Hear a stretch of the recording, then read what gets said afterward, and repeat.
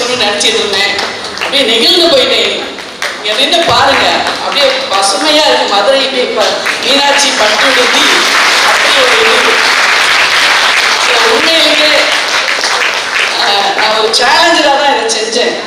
வேலை பண்ணி இதுக்கு ரொம்ப சேலஞ்ச் எடுத்தேன். எது வந்தாலும் சமாளிப்போம். நம்ம எந்த பிளாட்ஃபார்ம்ல இருந்து இன்னைக்கு மேலே வந்தோமோ அதற்கு ஒரு நல்ல வாய்ப்பு கிடைச்சது. அதை நான் முடிவெடுத்து செஞ்சேன்.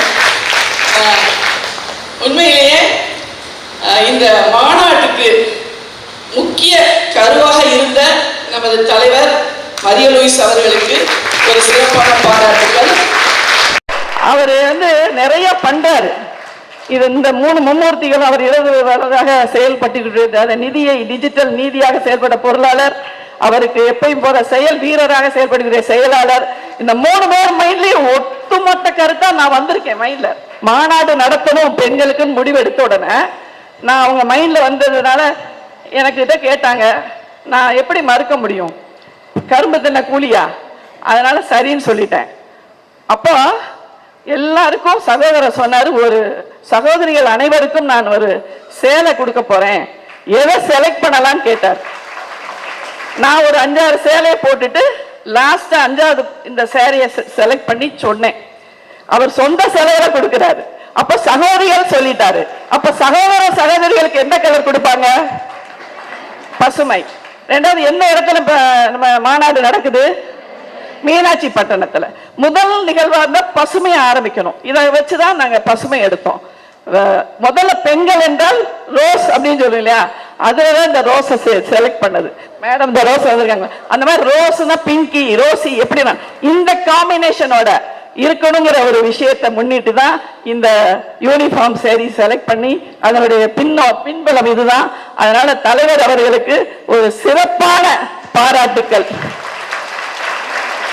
அதாவது பணம் இருக்குங்கிறத விட அந்த மனம் இருக்கணும். அந்த ஒரு விஷயத்தை தான் செய்யணும்.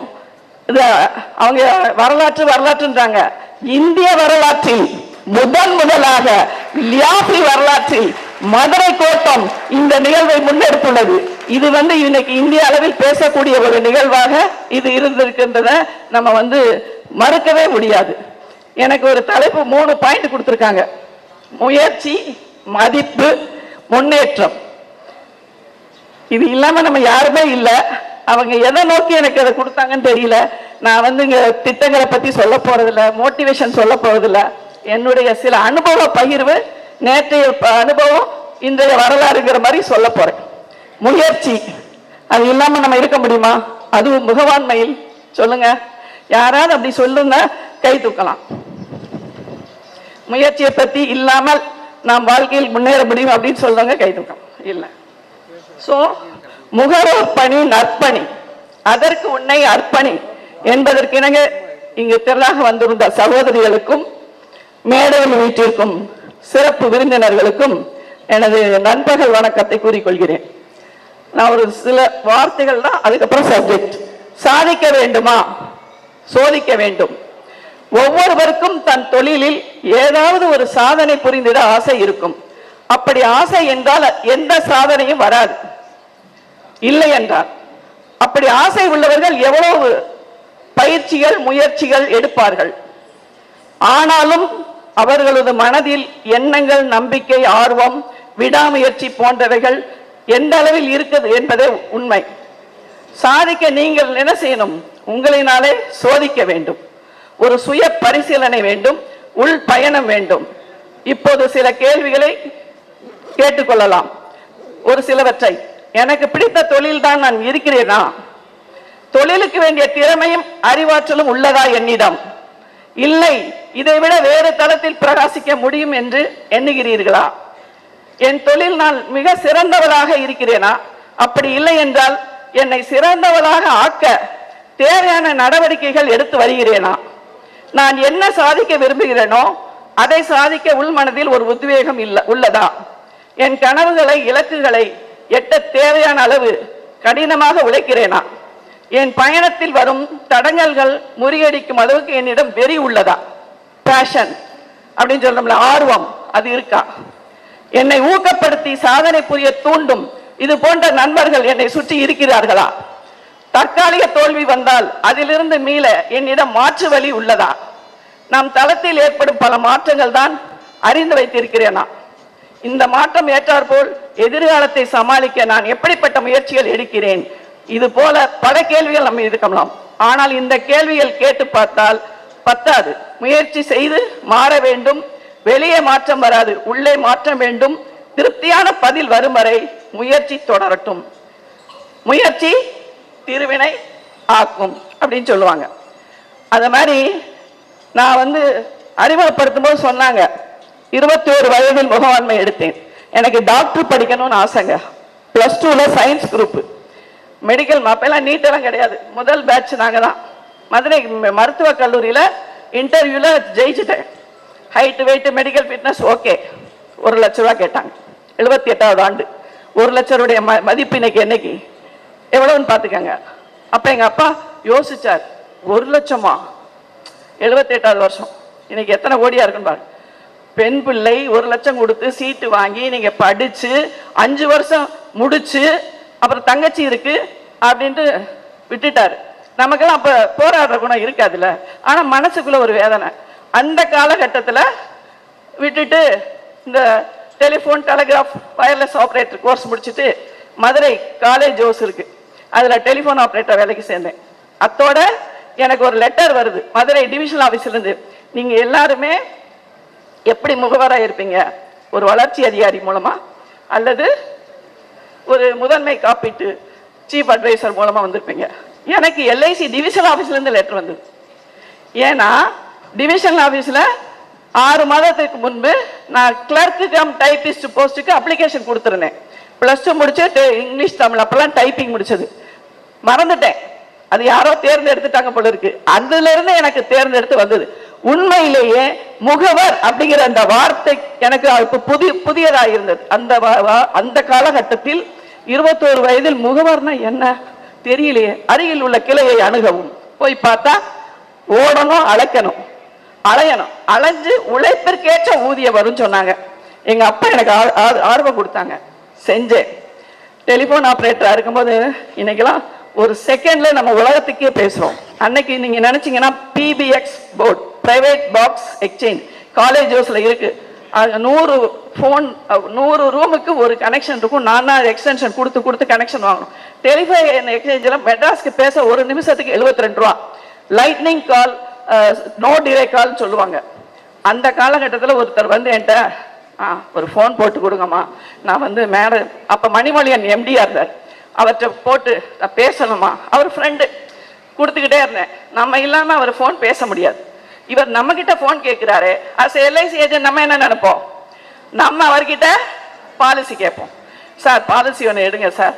அப்போ ஜீவன் என்டோமெண்ட், மணி பேக்கு, ஜீவன் இதுதான் கொஞ்சம் பாப்புலர். அதை கேட்கும்போது அவங்க சொல்லுவாங்க, இப்படி பார்த்தார், உங்க அப்பா ஏஜெண்டா? இல்லை சார். உங்க அண்ணன் ஏஜெண்டா? எனக்கு அண்ணனே இல்லை. அப்ப யாருமா ஏஜென்ட்? நான் தான் ஏஜென்ட். இங்க இருக்கீங்க? நான் தான். இது பார்ட் டைம். 2 மணிக்கு ஷிஃப்ட் முடிஞ்சு LIC இப்போ யூனிட் 1 தான். அப்போ யூனிட் 1, 2 மாடியில் யூனிட் 2 இருந்தது, பழைய பில்டிங். அங்கே போயிட்டு இங்கே வருவேன், இங்கே இருந்து அங்கே போவேன். அவர் அடுத்த நாள் என்ன நினைச்சான்னு தெரியல, MD எனக்கு ஃபோன் பண்றாரு, அம்மா அது ஏதோ உங்ககிட்ட பேசணுமா, ஏதாவது கேட்டா சில விஷயத்த சொல்லிருங்க. நாங்கள் சரி நான் சொல்லிட்டேன். என்ன சொன்னேன்? அன்னைக்கு புதுமை பெண்ற படம் ரிலீஸ் ஆயிருக்கு. அந்த வாரத்தில் ரேவதியை பத்தி கேட்டாங்க. அந்த பெண் செஞ்சது சரியா? சரி, ஒரு கணவனை காக்கத்தானே அந்த பெண் அந்த வேலையை செய்யறா. கணவனை மதிக்கலைன்னா தாலியை கழட்டி போட்டு போயிட்டா. ஓகே. சிறைன்னு ஒரு படம், லட்சுமி நடிச்ச படம். கணவனை வீட்டை விட்டு வெளியேற்றினா கடைசி அவன் எவன் வில்லனும் அங்கேயே போய் உட்காந்துருவான். ஞாபகம் இருக்குன்னு நினைக்கிறேன். இப்ப பார்த்துட்டு முடிஞ்சு போச்சு. இது பேசும்போது நடந்த விஷயங்கள் முடிஞ்சு போச்சு. அடுத்த நாள் எனக்கு போன் வருது, காலேஜ் ஹவுஸ் குட் மார்னிங் அப்படின்னு எடுப்பேன். யார் பேசுறாங்கன்னு அதுல தெரியாது. இன்னைக்கு வீடியோ மாதிரி புதுமை பெண் இருக்காங்களா அப்படின்னு இருக்கு. புதுமை பெண் யாரு? அப்படி யாரும் இல்ல. கட் பண்ணிக்கிட்டே இருக்கு. ஒரு 10 கால். கடைசி ஒருத்தவங்க சொல்றாங்க, புதுமை பெண் நீங்க தாங்க. 85ல மாலை மலர்னு ஒரு பகுதி டெலிபோன் ஆபரேட்டர் ஒர்க் பண்ணும்போது அவர் கொடுத்த பட்டம், ஒரு பாலிசி கேட்கும் போது வந்த பட்டம் எனக்கு புதுமை பெண் பாக்யலட்சுமி. சரியா? தனியா இருக்கு. ஒரு வரி போடுறதுக்கு எனக்கு எவ்வளவு காசு கேட்கறாங்க? ஒரு பேஜ் ஃபுல்லா வந்தது. எதனால? கேளுங்கள் தரப்படும், தட்டுங்கள் திறக்கப்படும் முயற்சி. அது மாதிரி நம்ம ஜீவன் பாரதின்னு ஒரு பாலிசி வந்தப்ப மதுரை டிவிஷன்ல அதிகமா நான் கொடுத்தேன். அது இந்தியன் எக்ஸ்பிரஸ்ல போட்டாங்க. பீமாகரன் ஜீவன் பாரதியுடைய பெண்களுக்கான பாலிசி. இதெல்லாம் எப்படி வருது? நம்ம முயற்சி பண்றதுனால வருது. எல்லாமே எவிடன்ஸ் தான். நம்ம ஒவ்வொரு எல்ஐசி ஆபீஸ்லயும் இன்சூரன்ஸ் இன்ஸ்டிடியூட் ஆஃப் இந்தியா இருக்கு. எத்தனை பேருக்கு தெரியும்? இன்சூரன்ஸ் இன்ஸ்டிடியூட் ஆஃப் இந்தியா தெரியுமா? அதுல நான் சிஐஎஸ் எக்ஸாம் பாஸ் பண்ணேங்க. மதுரையில் 12,000 ஏஜென்ட் இருக்கிறாங்க. 12,000 ஏஜென்ட்ல எனக்கு தெரிஞ்ச ஒரு 120 பேர் தான் அந்த சிஐஎஸ் போட்டிருப்பாங்க. நீங்க எல்ஐசி அடிச்சு குடிச்ச விசிட்டிங் கார்டில் பார்த்தீங்கன்னா சேர்மன் கிளப் மெம்பரோட சிஐஎஸ் ஒரு டிகிரி இருக்கும். டிகிரி படிக்கலாம். அப்பதான் சிஐஎஸ் ஆச்சு. Certificate of insurance salesman. நீங்க போய் பாருங்க. பெண்கள் எத்தனை பேர் படிச்சீங்கன்னு தெரியல. அதுக்குள்ள சர்டிபிகேட் இது. ஏன்னா இது 2 பேப்பர். நம்மளுடைய களப்பணி எப்படி செய்யறது, சேல்ஸ் எப்படி பண்றதுன்னு பரிச்சை பேப்பர் கொடுப்பாங்க, புக்கு கொடுப்பாங்க. படிச்சு எழுதிட்டா அதுக்கு ஃபீஸ் 450. பாஸ் பண்ணிட்டா அந்த பணத்தையும் திருப்பி கொடுத்துருவாங்க. நீங்க 10th படிச்சிருக்கலாம், +2 படிச்சிருக்கலாம். ஆனால் இது இருந்தா நீங்க உங்க பாலிசி பார்த்து என்ன அப்படின்னு கேட்பாங்களா இல்லையா? நம்மளுடைய இது கூடும், அப்ப நம்ம மதிப்பு கூடும். அது மாதிரி சுனாமின்னு ஒண்ணு வந்துச்சு 2004. எந்த வருஷம் வந்துச்சு? 2004. தூங்கிட்டீங்களான்னு பார்த்தேன். 2004 சுனாமி வந்தப்ப எந்த தனியார் இன்சூரன்ஸும் கிளைம் கொடுக்கல. எல்ஐசி மட்டும் ஹெல்ப் டாக்ஸ் அப்படின்னு சொல்லி ஒண்ணு கொடுத்தாங்க. ஞாபகம் இருக்கா? அதுல நான் என்னுடைய மதிப்பு எப்படி உணர்ந்தேன்னா, சேர்மன் கிளப் மெம்பரா 20 பேர் தான் அந்த சிஐஎஸ் போட்டிருப்பாங்க. நீங்க எல்ஐசி அடிச்சு குடிச்ச விசிட்டிங் கார்டில் பார்த்தீங்கன்னா சேர்மன் கிளப் மெம்பரோட சிஐஎஸ் ஒரு டிகிரி இருக்கும். டிகிரி படிக்கலாம். அப்பதான் சிஐஎஸ் ஆச்சு. Certificate of insurance salesman. நீங்க போய் பாருங்க. பெண்கள் எத்தனை பேர் படிச்சீங்கன்னு தெரியல. அதுக்குள்ள சர்டிபிகேட் இது. ஏன்னா இது 2 பேப்பர். நம்மளுடைய களப்பணி எப்படி செய்யறது, சேல்ஸ் எப்படி பண்றதுன்னு பரிச்சை பேப்பர் கொடுப்பாங்க, புக்கு கொடுப்பாங்க. படிச்சு எழுதிட்டா அதுக்கு ஃபீஸ் 450. பாஸ் பண்ணிட்டா அந்த பணத்தையும் திருப்பி கொடுத்துருவாங்க. நீங்க 10th படிச்சிருக்கலாம், +2 படிச்சிருக்கலாம். ஆனால் இது இருந்தா நீங்க உங்க பாலிசி பார்த்து என்ன அப்படின்னு கேட்பாங்களா இல்லையா? நம்மளுடைய இது கூடும், அப்ப நம்ம மதிப்பு கூடும். அது மாதிரி சுனாமின்னு ஒண்ணு வந்துச்சு 2004. எந்த வருஷம் வந்துச்சு? 2004. தூங்கிட்டீங்களான்னு பார்த்தேன். 2004 சுனாமி வந்தப்ப எந்த தனியார் இன்சூரன்ஸும் கிளைம் கொடுக்கல. எல்ஐசி மட்டும் ஹெல்ப் டாக்ஸ் அப்படின்னு சொல்லி ஒண்ணு கொடுத்தாங்க. ஞாபகம் இருக்கா?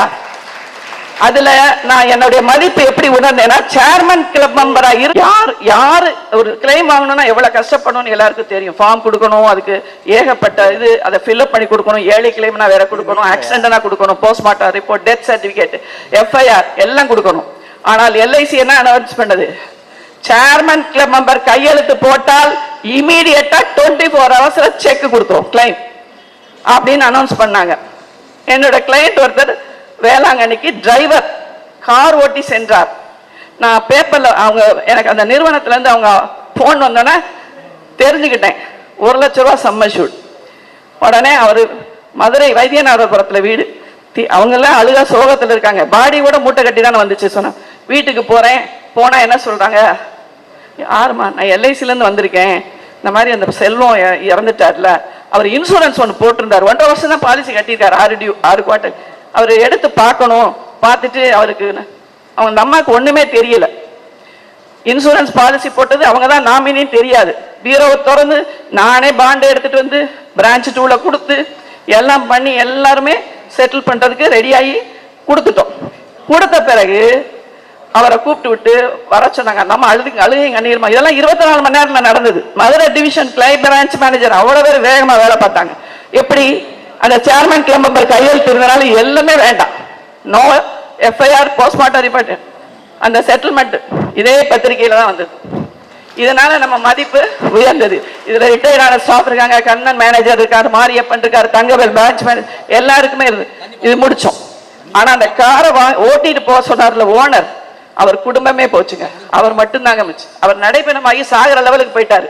ஆனா நமக்கு பாலிசி போடாட்டினாலும் நம்ம அதை செய்யணும் அப்படின்னு சொல்லி அவருக்கு போய் செய்யும்போது யூனிட் 3 திருநகர் எல்லா இடத்துலையும் அவருக்கு பாலிசி. அதுக்கு வந்து மேரேஜ் என்டோமெண்ட் பாலிசிக்கு இண்டம்னிட்டி பாண்ட் வேணும். அந்த இண்டம்னிட்டி பாண்ட் வாங்க போனால் அந்த பப்ளிக் நோட்டரி பப்ளிக் சைன் வேணும். புதூர்ல இருந்து திருநகர் போவனா, யூனிட் 3 போவனா, மேட்டு தெருவில் பார்ட்டியை பார்ப்பனா, 24 மணி நேரத்தில் கொடுக்கணும். செக் ரெடியான மேட்ரு எது இல்லாட்டினாலும் அந்த நோட்டரி பப்ளிக் சைன் வேணும். சார் நான் புதூர்ல இருந்து போயிட்டு வரணும், நான் கையெழுத்து போடுறேன், எல்லாம் அடிச்சுட்டேன், பார்ட்டி நடைபெறமா இருக்காரு அப்படின்னு அந்த நோட்டரி பப்ளிக் சொல்றாரு. மேடம் உங்களை நினைச்சு எத்தனை கோடிக்கு நாள் கையெழுத்து போட்டு தரேன், வித்தவுட் பார்ட்டி சைன் அவர் போட்டு கொடுத்தாரு. அதை வாங்கிட்டு போய் அங்க போய் திருநகர் பிரான்ச் மேனேஜர் போன் பண்றாரு, சார் மேடம் செக் ரெடி வாங்க, அங்க ஒரு 2 லட்சம் ரூபா, யூனிட் 3ல ஒரு 3 லட்சம், 8 லட்சம் ரூபா. அவர் சாக போனவர் அவருக்கு கடன்னாலதான் வேண்டுதலுக்காக வேளாங்கண்ணிக்கு போய் அந்த பணத்தினால மறுவாழ்வு வந்துருச்சு. பசுமலையில அனிதா பர்னிச்சர் மெட்டல் வச்சிருக்காரு. போய் அவரை போக ஜஸ்ட் பார்க்கலான்னு போனா அப்படி படி இறங்கி வந்து என்னை கூப்பிட்டு அவர் சேர்ல உட்கார வச்சார். அது நமக்கு மதிப்பு இல்லையா? அப்ப அவர் சொல்றாரு, இன்னைக்கு நான் இந்த நிலைமைக்கு இருந்ததுக்கு காரணம் நீங்க தான். நான் வாழ்வா சாவான்னு இருந்தேன், பணம் அந்த 8 லட்சம் ரூபாய் எனக்கு அந்த அளவுக்கு உதவுச்சு அப்படிங்கிறத அவர் தெளிவா சொல்லி அதுவும் இந்த இதுல வந்தது. எல்லாமே சான்றாவணங்கள். அந்த சுனாமி செட்டில்மெண்ட் சதன் ஸ்பிளண்டர்ல வந்துச்சுங்க. எத்தனை பேருக்கு சதன் ஸ்பிளண்டர் தெரியும் தெரியாது? நம்ம வந்து எல்ஐசில இருந்து கொடுக்கக்கூடிய ஒரு மேகசின் அது. ஸோ இந்த அளவுக்கு மதிப்பு வருதுன்னா அதுக்கு நம்ம வந்துடணும். இன்னும் நிறைய இருக்கு, பட் காலத்தின் கட்டாயம் கருதி அகில இந்திய குடும்ப நல சங்கத்துல ஒரு பிரான்ச் மேனேஜரா 2 ஆண்டுகள் நிர்வகிக்கிற பொறுப்பு கிடைச்சிச்சு. பப்ளிக் அதுக்கப்புறம் டிகிரி முடிச்சேன் பப்ளிக் அட்மினிஸ்ட்ரேஷன். அடுத்தது post graduate diploma in consumer law agency எடுத்த பிறகு டிகிரிக்கே வந்தேன். ஏன்னா பொழப்புன்னு ஓடி 50வது வயசுல ஏறி 55ல படிச்சு 500 பேர் எக்ஸாம் எழுதி அதுல 180 பேர்ல ஒரு ஆள இன்டர்வியூ செலக்ட் பண்ணி இன்று தீர்ப்பு வழங்கக்கூடிய இடத்துல 60வது வயசுல உட்காந்து எனக்கு 64 அல்லது 65 மார்ச்ல ரிட்டையர்மெண்ட். இந்த மீடியா இந்த வேலையெல்லாம் பார்த்து நீங்க எப்படி இதுல இருக்கலாம், நீங்க வீட்டுக்குள் அடைக்கப்பட்ட கீழி எப்படி போலாம், வேலை போனால் 4 வருஷம் 4 லட்சம் ரூபாய் போகலாம். எனக்கு வேண்டாம், போனா போயிட்டு போகுது. நம்மளுடைய வளர்ந்த இந்த பிளாட்ஃபார்முக்காக 2 மாசம் ஃபுல்லா இதுக்கு தான் ஒர்க் பண்ணி இந்த நிகழ்வு இன்னைக்கு நடந்திருக்குன்னா நிச்சயமா அதுக்கு மும்மூர்த்திகள் தான் காரணம். அதை விட முக்கிய காரணம் இந்த சகோதரிகள். அதிகாலையில போட்டோ வாட்ஸ்அப்ல பார்த்தா வேன் கிட்ட சாப்பிட்டாங்களா சாப்பிடலையா தூங்கினாங்களா தெரியல, போட்டோ எடுத்து அனுப்ப நம்ம வீட்டுல உட்கார முடியல, பறந்து வந்துட்டேங்க. அதனால நிறைய பேசுவோம். நான் இங்க 111 ரூம் தான் எனக்கு, போயிட்டு மற்றபடி பேசுறவங்க எல்லாம் அவங்க ஷேரிங்க நம்ம பேசுவோம். எல்லாருக்கும் நிறைய அறிமுகப்படுத்தி சிறப்பு பேச்சாளர்கள் இருக்கிறாங்க. உங்களுடைய நம்முடைய நேரத்துக்காக இந்த விஷயத்தை முடிக்க, ஊக்குபவர்கள் ஊக்குவித்தால் முடவன் கூட கொம்புத்தேன் விற்பான். அந்த மாதிரி அவங்க நம்மளை ஊக்குவிக்கிறாங்க. நம்ம நல்லா வருமானத்தை பெருக்கி பொருளாதார மேம்பாடு வச்சு சிறந்த ஒரு சமுதாயத்தை உருவாக்க வேண்டிய வாய்ப்பு இருக்கு. நன்றி பாராட்டுகிறேன்.